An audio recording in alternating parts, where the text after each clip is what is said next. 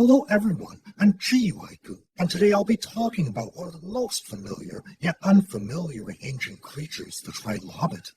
Doesn't it just a trilobite? What's there to talk about? But dear audience, ask yourselves honestly if someone asked you which era did trilobites belong to. What did they eat? What are the different types of trilobites? You might find you're at a bit of a loss. Today, I'll be clearing up some of these mysteries. Let me first clarify that evolution in animals is typically driven by environmental pressures, not by conscious choices. This presentation style is purely for ease of explanation, and does not imply that these creatures made any deliberate choices. Alright, let's get started. The story of trilobites begins over 500 million years ago during the Cambrian explosion. In those days, most marine animals were quite rudimentary. So as long as they could move, not fierce. So as long as they could move, eat, and a bit of defense, they were doing well. However, amid this laid-back life of eating and surviving, one group of animals developed remarkably meticulous bodies, even by today's standards. The earliest trilobite fossils were discovered in Siberia and date back to 521 million years ago. These fossils belong to one of the oldest trilobite ancestors, Redlicae. It was this genus that laid the structural foundation for all subsequent trilobites. The most notable feature of Redlicae, and indeed of all trilobites, was their flat, armored bodies. They had armor fused into a single plate, offering the maximum protection to their vital organs, while the body armor was segmented to balance defense with mobility. The central section was protected by a ridged roof covering the digestive tract, nerves, blood vessels, and other vital parts. The armor flared out to protect against lateral impacts. This structure, dividing the body into three parts, gives the trilobite its name. This armor was invaluable during the Cambrian. Faced with danger, they could retract their legs and lie flat, becoming a steel turtle.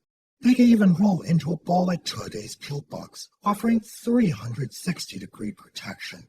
But Redlicae didn't put all its points into armor. All modern perceptions of trilobites make them seem clunky. This impression is due to the fact that trilobite legs rarely fossilize. In reality, most trilobites have long legs, and some, like Redlicae, may have even developed tri-unique backstroke style.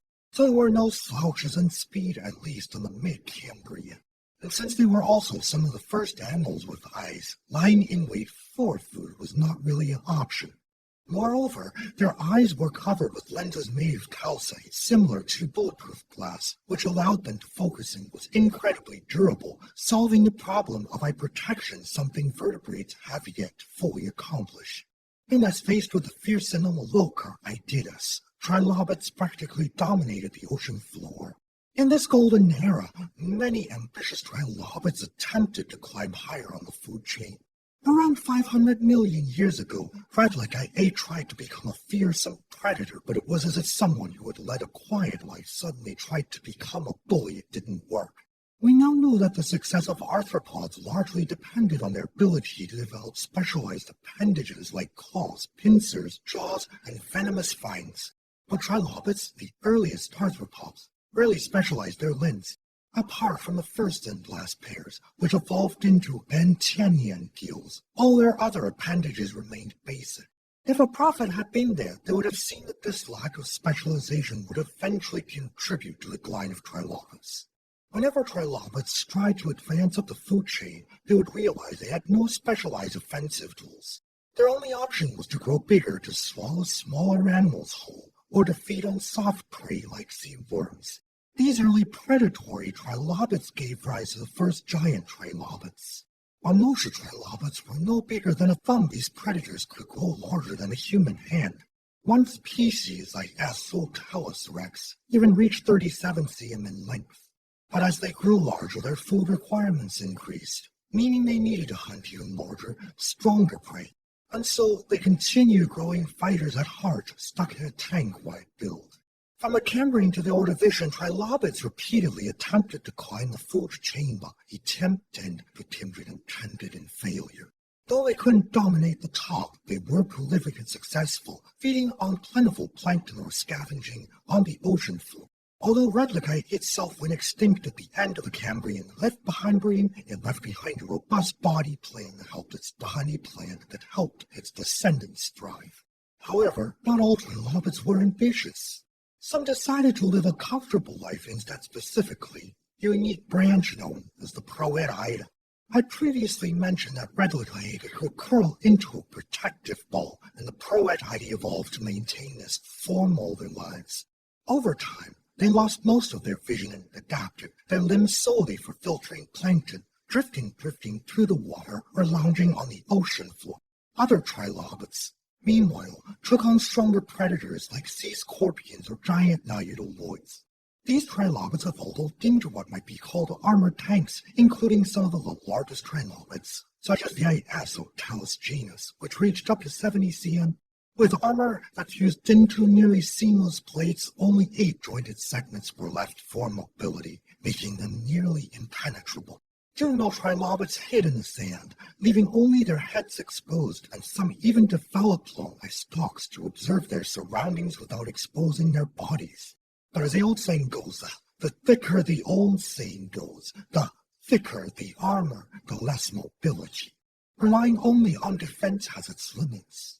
Simply hiding isn't enough to win the game eventually. The poisonous circle of natural selection closes in. Over 440 million years ago, the world's animals were happily going about their lives, eating hot pot and singing songs, when suddenly everything froze. Everything froze. Literally froze them.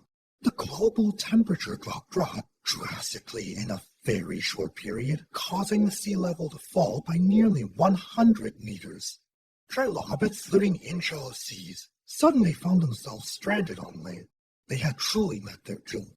Even some trilobites that managed to escape to the continental shelf didn't realize that this area was the real danger zone. Soon after the Ice Age, the global temperature unexpectedly warmed up again, causing the sea level to rise and trapping these trilobites in the dark depths of the ocean. To make matters worse, the oceans were somehow polluted, and the oxygen levels plummeted while toxic heavy metals increased. This toxic combination of ice and fire, together with the ordovician extinction, severely impacted trilobites. Fossil records show that their numbers were cut in half, and some like the inactive Chalcidoid trilobites went extinct entirely. Due to their enormous numbers, trilobites managed to recover after the mass extinction, though they never regained the same prominence they had during the Cambrian period. They continued to dominate the ocean floor ecosystems for millions of years. In the following tens of millions of years, trilobite evolution seemed to enter a confusing phase, such as the development of additional spines, possibly for protection against predators like predatory tentacles or extending their head shields to form a flying saucer shape, enhancing protection on their sides. But some changes were harder to understand. Some trilobites developed very hot compound dyes, which didn't necessarily improve vision, and others grew exaggerated body decorations. These oddities often became prized by fossil collectors, but they reflected a tragic reality. The once abundant resources from the sea, after being scavenged by various predators on medium to large filter-feeding animals, amounted to almost nothing by the time it reached the ocean floor. But even this tiny remaining survival resource was contested by new species like early fish, arthropods, and vertebrates. The once mighty trilobites, dragging their ancient decaying bodies, had no power to stop these new predators from encroaching on their territory. Faced with scarcity, they even began to fight amongst themselves for the last vestiges of hope. These extravagant body decorations likely served as a form of intimidation, or internal conflict rather, than deterrence from external predators.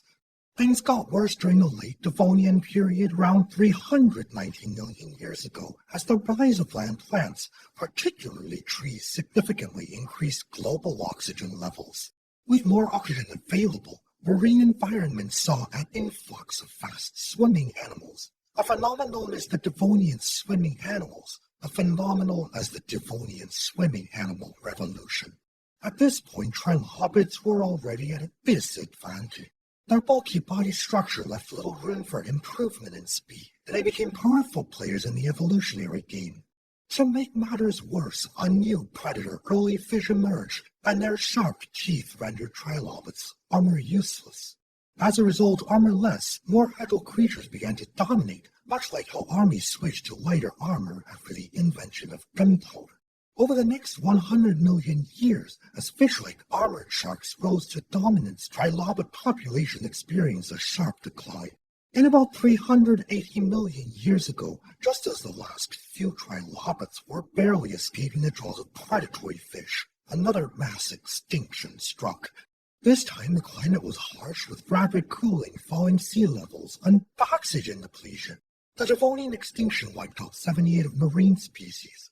The trilobites did not survive unscathed. They did not give up. This was their last stand. After this extinction, the surviving trilobites lost all their former grandeur, shedding their thick armor and shrinking in size.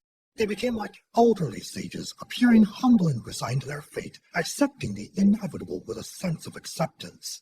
Remarkably, this final period of decline allowed the trilobites to survive for another 100 million years. The end came with a Permian extinction around 250 million years ago, when a massive volcanic eruption in Siberia triggered the largest extinction event in Earth's history, wiping out 97 of marine species. This marked the end of the trilobite lineage. The story of the trilobites, once so grand, ended as the Paleozoic era came to a close. Perhaps they were an ordinary family of creatures, so common that they often appear as background objects of prey in documentaries, like the nameless soldiers and commoners in most heroic stories. Player entered this ancient lineage where he experienced 300 million years of rise and fall is more than just a familiar stranger to us. Fortunately, geological records remain relatively impartial, capturing the history of all species in the food chain.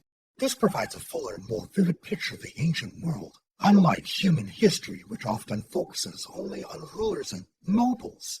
This is why I find natural histories